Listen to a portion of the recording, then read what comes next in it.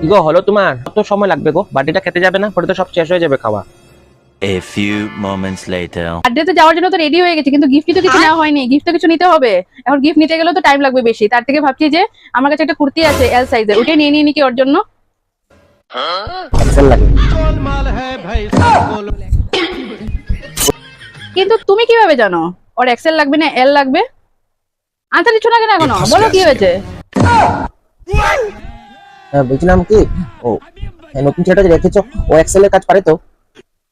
ও তার জন্য বলছিলাম, আমি কটা ফাইল পাঠাচ্ছি, এক্সেল এ কনভার্ট করে করতে বলো তো, ঠিক আছে? হে পাগল নাকি? দেখছো না আমি ফোনে কথা বলছি? অফিসের কাজও করতে শান্তি দাও না, এত ডিস্টার্ব করলে হয় বলো তো? ফোনে কথা বলছি, যখন চুপ থাকতে লাগে, তারপরে কথা বলো। তুমি কাকে কি শোনাচ্ছ? হ্যাঁ, এই ট্যাবের মধ্যে যে গান চলছে, আর একটা হেডফোন কানের মধ্যে, আর একটা হেডফোন যে আমার কানে আছে, তোমার ধ্যান আছে তো?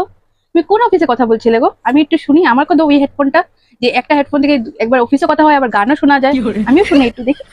আরে কি বলবো, মানে কামের স্ট্রেস অত্যন্ত বেশি না, আমি এখন বুঝতেই পারি না কোন সময় আমি কি বলছি, মাথা ঠিক নেই বাবা, আমার মাথাটা খারাপ হয়ে গেছে গো। চলো বার্থডেতেই যাই, কিছু খাওয়ার পরে হয়তো মাথাটা ঠিক হবে।